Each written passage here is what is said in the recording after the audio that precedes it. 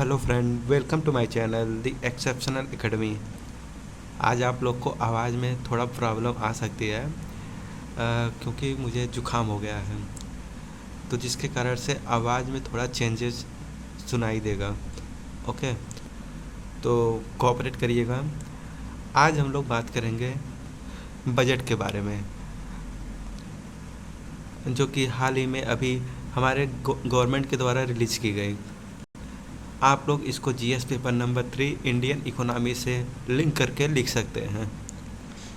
हमारा जो ये बजट है, इसका ओरिजिनेशन हुआ था एक फ्रेंच वर्ड से जिसका नाम है बोगेट। बोगेट को हम लोग कहते हैं कि एक लेदर का ब्रीफ केस। होता क्या था कि पहले के समय एक लेदर का ब्रीफ केस होता था जिसमें सारे एस्टिमेशन होता था, लेखा जोखा होता था, किसका? बैलेंस शीट का। वह लेदर का बैग यूज़ किया जाता था बजट पेश करने में। तो वहीं से ये परंपरा चली आ रही है। बोगेट बोगेट से हो गया बजट। ओके, देखिए, it means A leather brief case. तो ये फ्रेंच से ब्रिटिश जब कॉलोनी इंडिया में आई तो उसको वो लोग फॉलो किए और ये लोग भी लेदर का ब्रीफ केस यूज़ करने लगे इंडिया में बजट पेश करने के लिए, और तब से ये बजट का सिस्टम चलता आ रहा है। अगर इंडिया का बात करें तो इंडिया का नेटू हम लोग इसको बही खाता के रूप में जानते थे।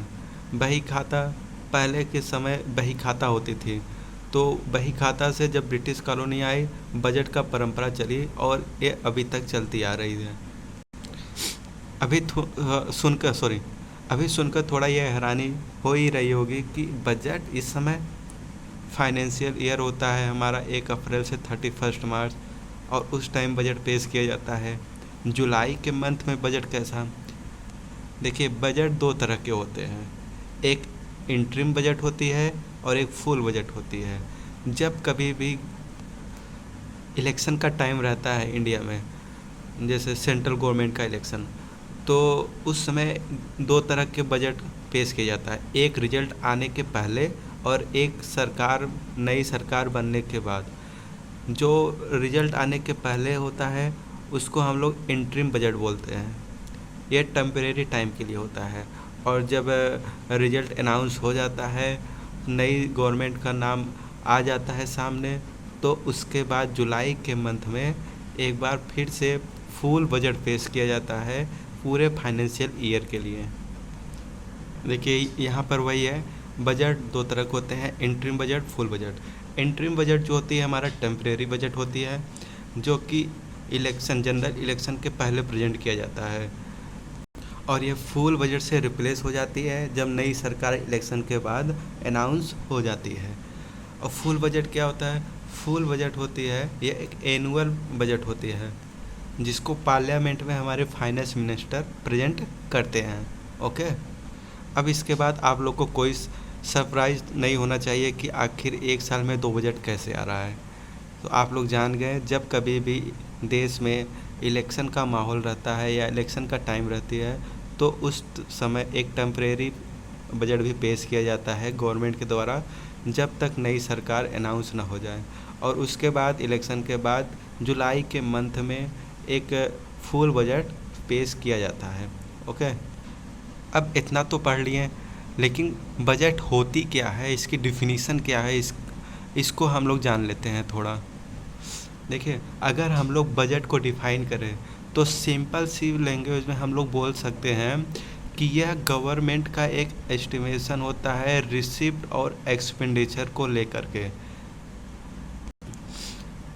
मतलब हमारी सरकार हमारे लिए एक साल में जो इंडिया की अलग अलग सेक्टर है, कितना पैसा एक्सपेंड करने जा रही है, यह होता है बजट।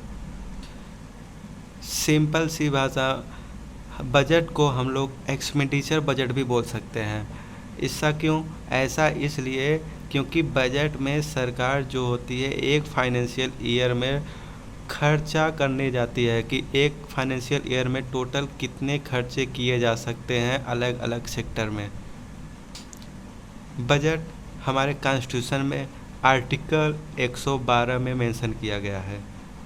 वैसे तो डायरेक्ट बजट वर्ड का यूज हमारे कॉन्स्टिट्यूशन में कहीं नहीं हुआ है, इसको याद रख रही है। जो टर्म बजट है हमारे कॉन्स्टिट्यूशन में कहीं भी मेंशन नहीं किया गया है। उसके जगह पर क्या किया गया है, उसकी जगह पर हम लोग एनुअल फाइनेंशियल स्टेटमेंट करके नाम से जानते हैं। ओके, बजट हमारे कॉन्स्टिट्यूशन में कहीं भी मेंशन नहीं हुआ है। बजट की जगह पर हम लोग किस नाम से जानते हैं, जो आर्टिकल 112 है वह किस नाम से जानी जाती है, एनुअल फाइनेंशियल स्टेटमेंट। इसको याद रखे रहिएगा कि बजट कॉन्स्टिट्यूशन में कहीं भी मेंशन नहीं किया गया है। अब सबसे इम्पॉर्टेंट बात, बजट फेस कौन करता है, कौन सी डिपार्टमेंट इसको लेकर के आती है। जब आपसे कभी भी ये पूछेगा कि कौन सी डिपार्टमेंट बजट को बनाती है, तो वो डिपार्टमेंट का नाम है डिपार्टमेंट ऑफ इकोनॉमिक अफेयर। और कौन सी नोडल बॉडी, मतलब कौन सी मिनिस्ट्री है, मिनिस्ट्री ऑफ फाइनेंस। ओके, ये दोनों नाम याद रखे रहिए। मिनिस्ट्री ऑफ फाइनेंस के अंदर डिपार्टमेंट ऑफ इकोनॉमिक अफेयर जो होती है वो नोडल बॉडी होती है, मतलब बजट बनाने का काम यही करती है। अब थोड़ा एग्ज़ाम वाइज कुछ इस बजट की हिस्ट्री जान लेते हैं कि इंडिया में बजट की जर्नी किस तरह से रही, इसके बारे में थोड़ा जान लेते हैं। हमारी बजट की जर्नी क्या है, 1947 after the independent of the India. सबसे पहले हमारे finance minister R K. Shanmukham Chetty, जिन्होंने पहला बजट इंडिया के लिए पेश किया। इंडिपेंडेंट इंडिया का पहला बजट आर.के. शनमुखम चेट्टी, जो पहले फाइनेंस मिनिस्टर थे हमारे, उन्होंने 1947 में पहला बजट पेश किया। और जान लीजिए कि जवाहरलाल नेहरू, इंदिरा गांधी और राजीव गांधी, ये ऐसे 3 हमारे प्राइम मिनिस्टर थे जो पीएम पद पर होते हुए भी बजट पेश किया। ओके, अगर पूछा जाए कि हाईएस्ट नंबर बजट पेश किसने किया, तो वो थे मोरारजी देसाई, जिन्होंने 10 टाइम बजट को इन्होंने प्रेजेंट किया था। अभी किसका नंबर है दूसरे नंबर पर, श्रीमती निर्मला सीतारमण जी का। इन्होंने 7 बार अब तक बजट पेश कर चुकी हैं, और अगर ये 5 साल तक सरकार चली तो ये हाईएस्ट नंबर की लिस्ट में टॉप पर आ जाएंगे। और कुछ अगर एक्स्ट्रा इंफॉर्मेशन जोड़ना चाहें तो इतना जानते रहिए, 1870 से लेकर 2019 तक जितने भी हमारे फाइनेंस मिनिस्टर आए, ये सभी लोग ब्रीफकेस कैरी करते थे। ओके, मतलब कि जो हमारे ब्रिटेन के लोग थे और उसके बाद आफ्टर द इंडिपेंडेंट इंडिया, वो लोग भी फॉलो किए ब्रीफकेस को लेकर के आना और बजट को पेश करना। बट 2019 और 20 में क्या हुआ कि फाइनेंस मिनिस्टर थे सीतारमण जी, इन्होंने ये जो ब्रीफकेस वाला सिस्टम था ये डिटेच कर दिया, हटा करके इसके जगह पर बही खाता ये सिस्टम को इन्होंने पेश किया, प्रेजेंट किया। बट ये कुछ खास इम्पोर्टेंट नहीं है, बस ऐसे जानते रहिए कि जो ये ब्रीफकेस वाला सिस्टम, लेदर का ब्रीफकेस सिस्टम था, इसको कब हटाया गया, 2019 में। और क्या चीज़ें हैं, 2017 से पहले हमारी 2 बजट पेश होती थी, एक रेल बजट और एक यूनियन बजट। तो 2017 से जो ये रेल बजट है इसको मर्ज कर दिया गया किसमें, यूनियन बजट में। इसको याद रखे रहिएगा, एग्ज़ाम वाइज इम्पोर्टेंट है कि रेल बजट को यूनियन बजट में कब मर्ज किया गया, तो 2017, ये टाइम याद रखे रहिए। ओके, इतना सब हो गया। अब जब कभी बजट आप लोगों ने पेश करते हुए सुना, बजट के पहले एक सेरेमनी होती है जिसको हम लोग बोलते हैं हलवा सेरेमनी। हलवा सेरेमनी क्या चीज़ होती है, हलवा सेरेमनी में होती क्या है कि इसमें लॉक कर दिया जाता है सभी फॉलोज़ को, मतलब कि जितने भी लोग बजट बनाने के काम में लगे रहते हैं, बजट को प्रेजेंट करने के पहले कुछ दिन पहले एक सेरेमनी रखी जाती है, हलवा सेरेमनी, जिसमें हलवा बनती है और वे सभी लोग इनवाइट रहते हैं जो बजट को बनाने में लगे थे। ओके, तो उनको हलवा सेरेमनी के बाद लॉक कर दिया जाता है एक घर में, और कब तक, जब तक बजट को पेश न कर दिया जाए। ऐसा क्यों, ऐसा इसलिए क्योंकि जो बजट है वो उसकी सिक्रेसी जो है वो मेंटेन बना रहे, वो लीक ना हो। ये होता है हलवा सेरेमनी। ओके। अब बजट तो हम लोग जान गए। बजट के अलावा एक होता है हमारा इकोनॉमिक सर्वे। थोड़ा इसके बारे में जानते रहिए कि इकोनॉमिक सर्वे और बजट इन दोनों में अंतर क्या है। देखिए, जो इकोनॉमिक सर्वे होता है वो हमारा पिछले साल का, जैसे अभी 2024 और 25 का हम लोग ने बजट पेश किया।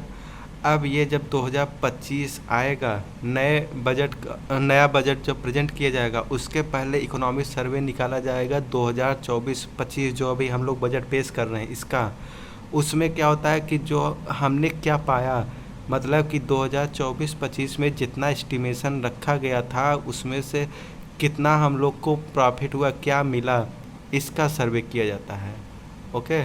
और बजट क्या होता है, एक्सपेंडिचर का एस्टिमेशन बनाया जाता है कि हमको एक साल में कुल कितना खर्चा करना है अलग अलग सेक्टर में, और उस सेक्टर से कितना मिला, ये जब वो साल अंत होगा तब इकोनॉमिक सर्वे के रूप में हम लोग को पता चलेगा कि जिस जिस सेक्टर में हमने इतना पैसा लगाया उसमें से किस में कितना हमको मिला, वो इकोनॉमिक सर्वे बताती है। तो बेसिक सी डिफरेंसेस है कि बजट में हम लोग एक फाइनेंशियल ईयर का टोटल एक्सपेंडिचर फिक्स करते हैं कि हमको कितना खर्चा करना है अलग अलग सेक्टर में। और इकोनॉमिक सर्वे क्या होता है, इकोनॉमिक सर्वे होता है कि असेसमेंट करना, मतलब कि एक साल का जो बजट हम लोग ने प्रिपेयर किया कि कितना किस में खर्चा करना है, वो एक साल जब फाइनेंशियल ईयर ख़त्म होगा 31 मार्च को, तो उस समय हम लोग ये पता करते हैं कि जो हम लोगों ने खर्चा एस्टिमेट किया था उसमें हमको कितना मिला, प्रॉफिट कहाँ कितना हुई कितना नहीं हुई, इसका पूरा बैलेंस शीट बनाना। ओके। ये हो गया हमारा इकोनॉमिक सर्वे और बजट में डिफरेंस। अब एक और टॉपिक बचा है टैक्स स्लैब। टैक्स स्लैब मतलब इनकम टैक्स को किस तरह से इस समय नए फाइनेंशियल ईयर में गवर्नमेंट के द्वारा टैक्स को फिक्स किया गया है, इसको जान लेते हैं। देखिए, हमारा टैक्स स्लैब कुछ इस तरह से है। अप टू 3 लाख, 3 लाख तक अगर किसी की सैलरी है तो वहाँ पर कोई भी टैक्स डिडक्ट नहीं होगा। ओके। अगर 3 लाख से 7 लाख के बीच में है तो 5% टैक्स गवर्नमेंट के द्वारा लिया जाएगा, और 7 लाख से ले सके 10 लाख तक जो हमारा है 10%, और 10 लाख से 12 लाख के बीच में 15%, 12 से 15 लाख के 20, और 15 लाख से अधिक है कितना भी हो उसके ऊपर 30% का चार्ज लिया जाएगा इनकम टैक्स के रूप में। ओके। अगर हम लोग एक एग्जांपल देखें तो सपोज दैट कि आपकी सैलरी कितना है, 8 लाख, ये आपकी सैलरी हो गई। अब किस तरह से टैक्स डिडक्ट किया जाता है, किस तरह से टैक्स लिया जाता है वो देख लीजिए। 8 लाख है, अब 0 से 3 लाख के बीच में क्या है, नील है, तो यहाँ पर 8 लाख है, 3 लाख माइनस कर दीजिए, बचा कितना हमारे पास, 5 लाख। ओके।